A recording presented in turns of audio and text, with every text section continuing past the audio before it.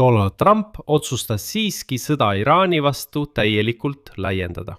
Samal ajal on meil täna kaks uudist. Pentagon koos Suurbritanniaga kutsub kokku kinnise kohtumise lääneriikide kaitseministrite ja sõjaväeametnikega, mis on pühendatud koalitsiooni loomisele laevanduse kaitsmiseks Hormuzi väinas.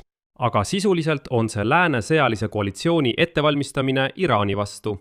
Ja samal ajal sai teatavaks, et Donald Trump kohtus oma võtmenõunikega, et arutada võimaliku sõjalise kampaania tugevdamist Iraani vastu, arvestades, et lääne liitlased on seekord soosivamad. Näiteks lubas Suurbritannia uus peaminister ameeriklastel siiski kasutada sõjaväebaase Iraani ründamiseks. Ja ettekääne sõja laiendamiseks on juba olemas. Ameerika luureteenistused usuvad, et Iraani uus ülemjuht Mojtaba Khamanadze näitab palju suuremat valmisolekut tuumarelva loomiseks kui tema isa Ali Khamenei. Seetõttu tuleb ta peatada enne, kui ta oma plaanid ellu viib. Aga nagu te aru saate, ei saa siin kuidagi ilma suure sõjata hakkama. Samal ajal märgivad analüütikud, et konflikt USA ja Iraani vahel teravneb just siis, kui mõlemad sõdivad pooled jõuavad piirini, mida nad suudavad sõjalise jõuga saavutada. Ja just seetõttu võib liitlaste aktiveerimine väga palju aidata Ameerika Ühendriike. Ja just seetõttu võib liitlaste aktiveerimine väga palju aidata Ameerika Ühendriike. Arutame seda kõike koos. Minu nimi on Aleksei Petši, arutame seda teemat koos. Aga enne kui alustame saadet, palun tellige see YouTube'i kanal. Me liigume 300 000 tellija poole. Seega olen tänulik just teie tellimuse eest. Alustan seda saadet viimaste uudistega Lähis-Ida rinde olukorrast. Iraan ründas täna Ameerika sõjaväebaasi Iraagis, Erbili linna lähedal Iraagi Kurdistanis. Iraagi või USA võimud pole rünnakut seni kinnitanud, kuid see näitab, et Iraan püüab seda sõda geograafiliselt laiendada. Kuna varem ründas ta peamiselt Bahreini ja Kuveiti, hiljem lisas löökidele Jordaania ja Omaani ning nüüd ründab ta ka Iraaki. See puudutab just Ameerika sõjaväebaase selles piirkonnas. Samal ajal Iraani toetatud jõud, Jeemeni hussiidid, tabasid naftatöötlemistehast Saudi Araabias, pärast seda, kui Saudi araablased olid rünnanud Jeemenit. Rünnakud naftatöötlemistehasele ja teistele Saudi Aramco objektidele korraldasid eelmisel ööl Jeemeni hussiidid Ansar Allah liikumisest. Teadatakse sihtmärkide tabamisest Džita, Džizani ja Jambu linnade piirkonnas. Rünnakute kohtades puhkesid ulatuslikud tulekahjud ning see võib tõsiselt pidurdada nafta eksporti. Mõni tund varem ründas Saudi Araabia Jeemenit vastuseks Bab el-Mandebi väina mereblokaadile.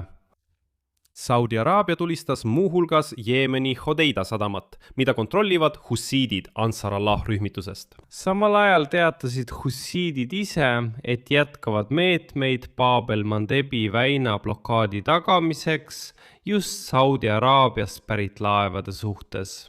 Eriti toodi välja, et tanker Torm, mis liikus Saudi Araabiast Jaapanisse, oli sunnitud loobuma Bab el-Mandebi väina läbimisest ning peab nüüd minema läbi Suessi kanali, edasi läbi Vahemere ja ümber Aafrika, et jõuda siia poole. Üldiselt on hussiidid tõepoolest alustanud Bab el-Mandebi väina blokaadi, samal ajal kui iraanlased blokeerivad Hormuzi väina. Samal ajal vähendas Ameerika armee ootamatult Iraani tulistamise tempot ja see meenutab pigem tormieelset vaikust. Donald Trump ise teatas eile õhtul, et ei ole veel otsustanud, kas anda Iraanile ulatuslikumaid lööke. Ja USA president ütles, et selles küsimuses Washington väidetavalt peab praegu läbirääkimisi Teheraniga. Ta märkis, et Iraan muutub iga päevaga üha tõsisemaks. Kuid vihjates sellele, et pooled võivad väidetavalt taas läbirääkimiste juurde naasta. Ja edasi toon Donald Trumpi tsitaadi. Ei, ma ei ole veel otsustanud rünnakute ulatust suurendada. Me räägime praegu nendega. Ma arvan, et nad muutuvad iga päevaga üha tõsisemaks. Ma arvan, et see on targem protsess. Aga teine võimalus on ilmselt lihtsam, teha seda, mida me teeme. ja me võime selle viia palju kõrgemale tasemele, kui tahame. Me oleme selleks valmis. Nagu te teate, oleme valmis ja laetud. Aga selline Donald Trumpi retoorika tundub üha enam kui tähelepanu kõrvalejuhtimine.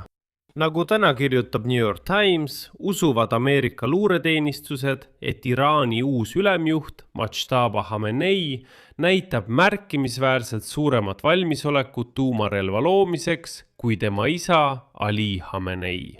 Väljaande andmetel ei ole Mojtaba Khamenei avalikult kutsunud üles tuumarelva looma. Kuid Ameerika luure arvates püüavad tema ja pärast sõda kujunenud karmim Iraani juhtkond siiski arendada kaasaegseid tuumarelvi. Ja Ameerika luure arvates on need radikaalsed sõjapistrikud Islami revolutsiooni kaardiväest, kes võtsid võimu enda kätte, otsustanud lihtsalt mitte avalikult sellest rääkida, vaid tegutseda vaikselt. New York Timesi allikad märgivad, et enamik luureandmetest põhineb teabel, mis saadi veel enne sõja algust. Pärast vigastuste saamist piiras Mojtaba Khamenei oma avalikku tegevust ja suhtlust, kuid luure hinnangul juhib ta siiski jätkuvalt riiki ja teeb siiski mõningaid otsuseid. Kuigi suurem osa neist otsustest on enda peale võtnud Islami revolutsiooni kaardivägi, juhib ta siiski jätkuvalt riiki ja teeb siiski mõningaid otsuseid. Aga asja tuum on selles, et viimastel nädalatel on Iraan hakanud aktiivselt tuumaobjekte taastama. Ja ühe neist, Kirki mäe, kus ta peidab uraani rikastamise tsentrifuugid, on ta hakanud aktiivselt tugevdama betooni ja pinnasega, et veelgi paremini kaitsta tulevaste tõenäoliste löökide eest. Ameerika ametnike andmetel on Iraan osa tsentrifuugidest viinud hästi kaitstud maa-alusesse kompleksi, mida USA's tuntakse kui Pikaksi mägi või, nagu Trump seda nimetab, Mountaini mägi, et säilitada. Seadmed väljaspool Ameerika rünnakute ulatust. Samas usub Washington, et Teheran ei ole veel uraani rikastamist taas alustanud ega tuumaprogrammi täielikult taastanud, kuid sellised plaanid on selgelt näha. Nagu kirjutab New York Times, leiab Donald Trumpi administratsioon, et Iraani uue ülemjuhi karmim seisukoht võib olla täiendav argument sõjalise kampaania edasiseks eskaleerimiseks Iraani vastu. Ja ma ütleksin, et see on suurepärane põhjus eskalatsiooniks Ameerika Ühendriikide poolt. Pealegi, mitte niisama. Ameerika ajakirjandus on hakanud aktiivsemalt kirjutama just sellest samast Kirki mäest ja sellest, et Iraan on taas pöördunud tuumateema juurde.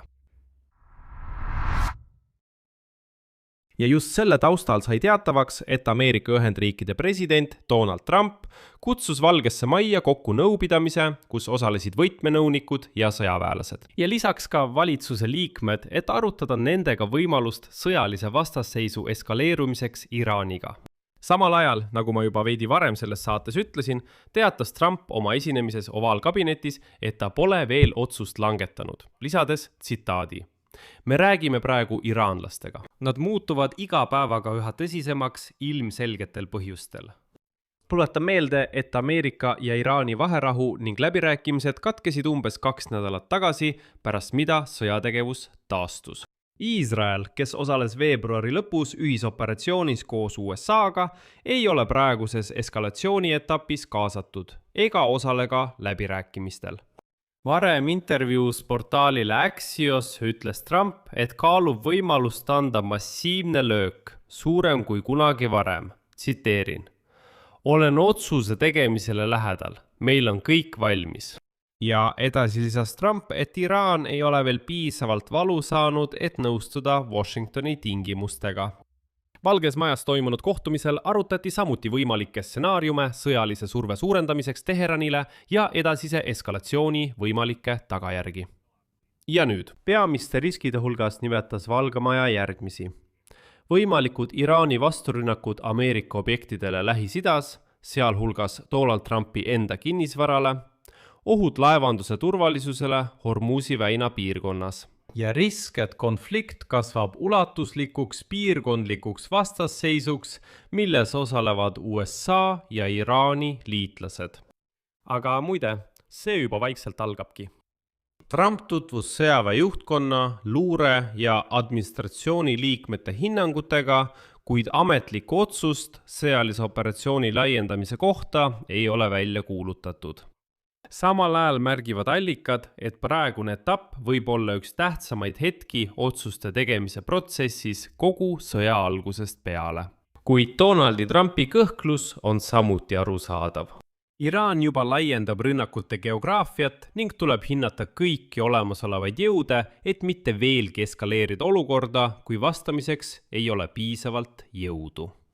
Ja just siin algabki kõik kõige huvitavam. Ameerika Ühendriigid ja Suurbritannia plaanivad järgmisel nädalal Londonis korraldada kõrgetasemelise kohtumise, mis keskendub potentsiaalsele rahvusvahelisele sõjalisele koalitsioonile Hormuzi väinas meresõidu kaitsmiseks. See tähendab, et Ameerika Ühendriigid üritavad siiski operatsiooniga kaasata Euroopa liitlasi, keda, tuletan meelde, Trump on korduvalt solvanud.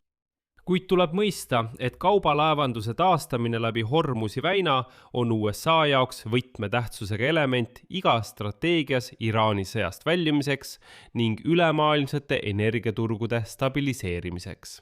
Euroopa diplomaatide sõnul võivad Pentagoni poolt korraldataval üritusel potentsiaalselt osaleda lääneriikide ja piirkonnariikide kaitseministrid ning kõrged sõjaväejuhid. See tähendab Pärsia lahe piirkonna riike.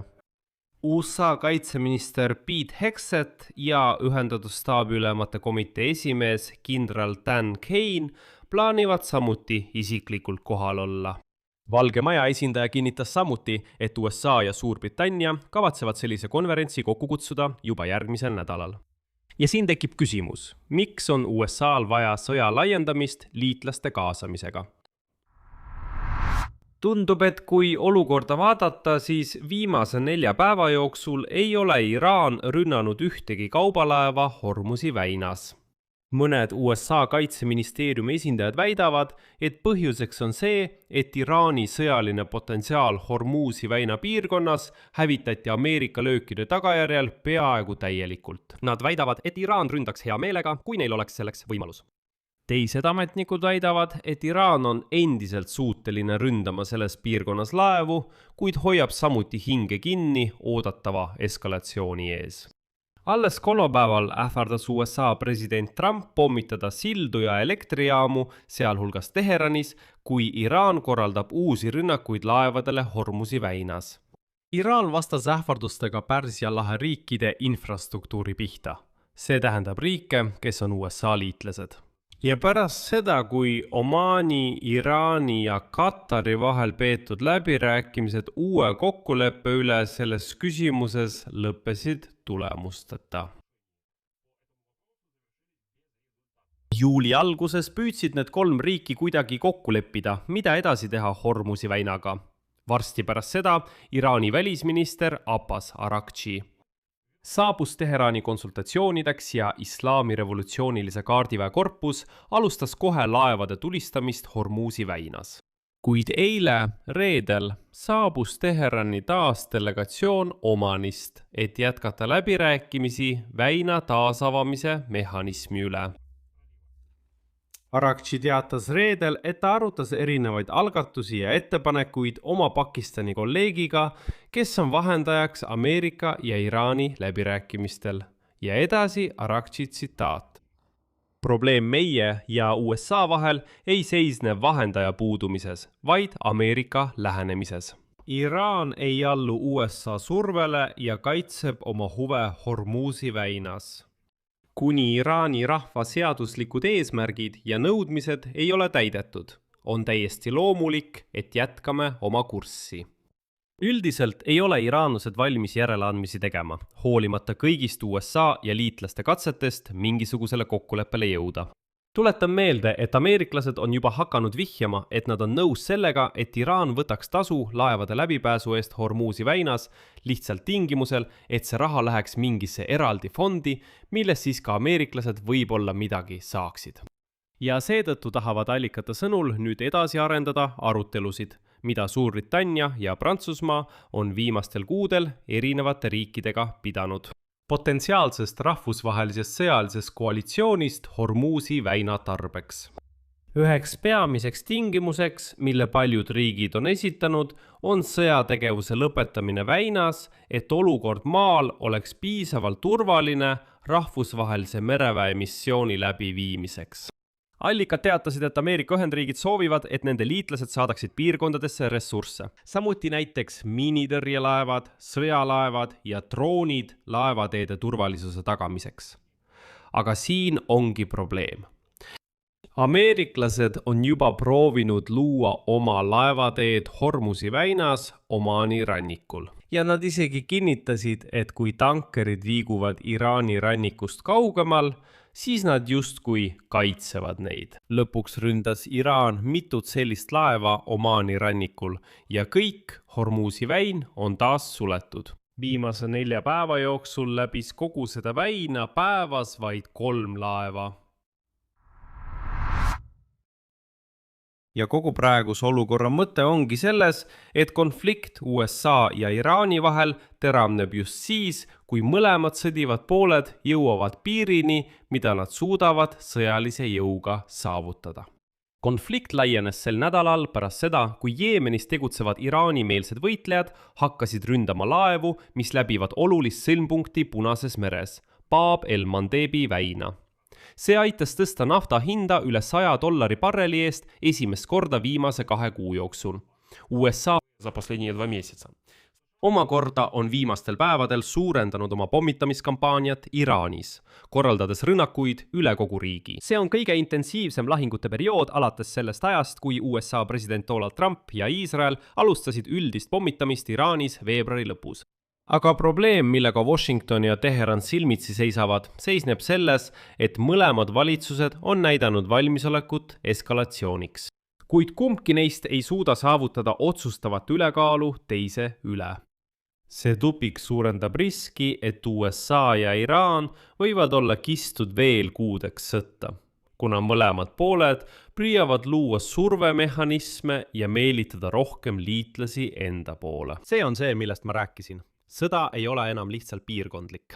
Trump võib olukorda veelgi eskaleerida, rünnates tsiviilinfrastruktuuri. Iraani, sillad ja elektrijaamad, mis tõenäoliselt provotseerib Iraani kättemaksu ülemaailmselt olulise energiatähtsusega infrastruktuuri vastu kogu Lähis-Idas.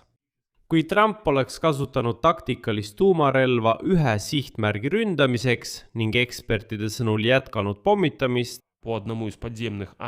Iraan, siis oleks see olnud vaid sümboolne löök režiimi pihta. Sest selle hoidla läbistamine ekspertide sõnul pole praegu võimalik. Aga Iraan näitas sel nädalal, et tal on selles konfliktis veel manööverdamisruumi, kuid ka see hakkab juba kokku tõmbuma. Iraani liitlasrühmitus Hutid Jeemenis teatas, et kehtestab Saudi Araabia vastu mereblokaadi ja ähvardas laevandust Bab el-Mandebi väinas, mis ühendab Punast merd India ookeaniga. Selle teema arutasime juba saate alguses ning järgmises saates täna õhtul arutame seda üksikasjalikumalt. Aga asja tuum on selles, et nüüd ei jää ka Iraanil enam eriti võimalusi edasiseks eskaleerimiseks. Neil oli varjatud trump, see on Bab el-Mandebi väin, kuid nüüd hakkasid Huthid seda sulgema. Mis edasi saab ja kuidas panuseid veelgi tõsta, pole teada. Iraanlased said kindlasti eskalatsiooni eelise tänu Jeemeni Hutide tegevusele, kuid ma ei usu, et neil on nüüd eskalatsiooni üle täielik kontroll. Eelis on olemas, aga domineerimist mitte, sest USA võib endiselt valida rünnakud tsiviilobjektide pihta ja kasutada totaalse sõja lähenemist, kuhu nad võivad proovida kaasata ka eurooplasi. Ja siis saab täiesti selgeks, miks Pentagon kogub liitlasi eraldi läbirääkimisteks Londonisse. Siia panen 3 punkti, teie arvamus ja järeldused, kirjutage selle saate kommentaaridesse, tellige see kanal, pange saatele like ja vajutage kellukesele. Kui soovite selle YouTube'i kanali tööd toetada, olen teile selle eest tänulik. Seda saab teha tehes annetuse ükskõik millise lingi või rekvisiitide kaudu, mis on selle video kirjelduses. Sellega on kõik, hoidke end, kõike head!